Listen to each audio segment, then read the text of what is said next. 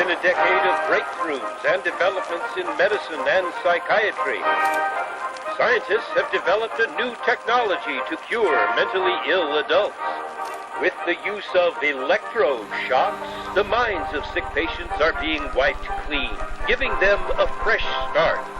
On this blank slate, physicians then imprint a new, healthy personality. Remaking people, shocking them into obedience. This is a story about that powerful idea. In the 1950s, it caught the attention of the CIA. The agency funded a series of experiments. Out of them was produced a secret handbook on how to break down prisoners. The key was using shock to reduce adults to a childlike state.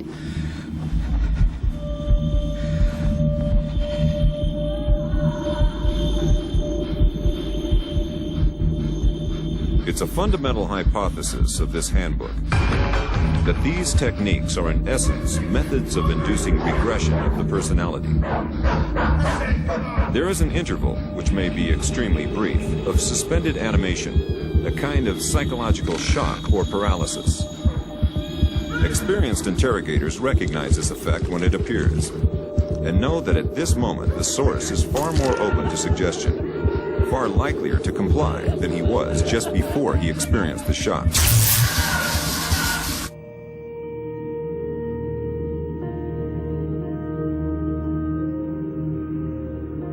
But these techniques don't only work on individuals. They can work on whole societies. A collective trauma, a war, a coup, a natural disaster, a terrorist attack puts us all into a state of shock. And in the aftermath, like the prisoner in the interrogation chamber, we too become childlike, more inclined to follow leaders who claim to protect us. One person who understood this phenomenon early on was the most famous economist of our era, Milton Friedman. Friedman believed in a radical vision of society in which profit and the market drive every aspect of life, from schools to healthcare, even the army. He called for abolishing all trade protections, deregulating all prices, and eviscerating government services. These ideas have always been tremendously unpopular, and understandably so. They cause waves of unemployment, send prices soaring, and make life more precarious for millions. Unable to advance their agenda democratically, Friedman and his disciples were drawn to the power of shock. The subject should be rudely awakened and immediately blindfolded and handcuffed. When arrested at this time, most subjects experience intense feelings of shock, insecurity, and psychological stress.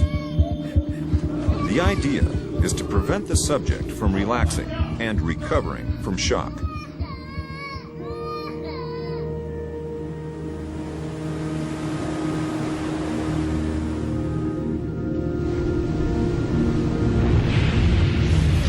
Friedman understood that just as prisoners are softened up for interrogation by the shock of their capture, massive disasters could serve to soften us up for his radical free market crusade.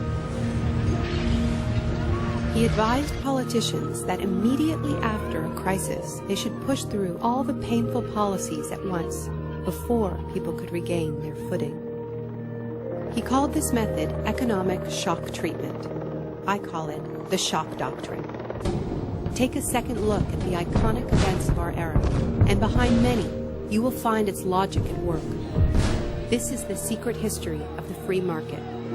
It wasn't born in freedom and democracy. It was born in shock.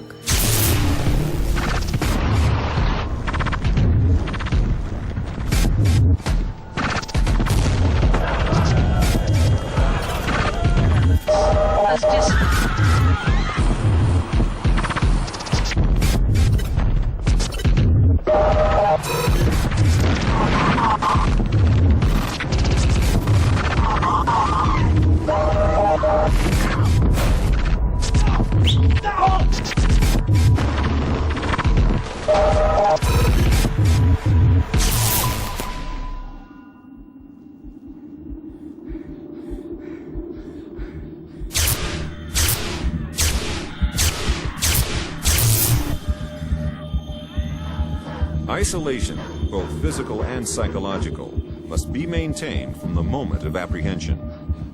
The capacity for resistance is diminished by disorientation. Prisoners should maintain silence at all times. They should never be allowed to speak to each other. There's one other thing I've learned from my study of states of shock. Shock wears off. It is by definition a temporary state. And the best way to stay oriented, to resist shock, is to know what is happening to you and why.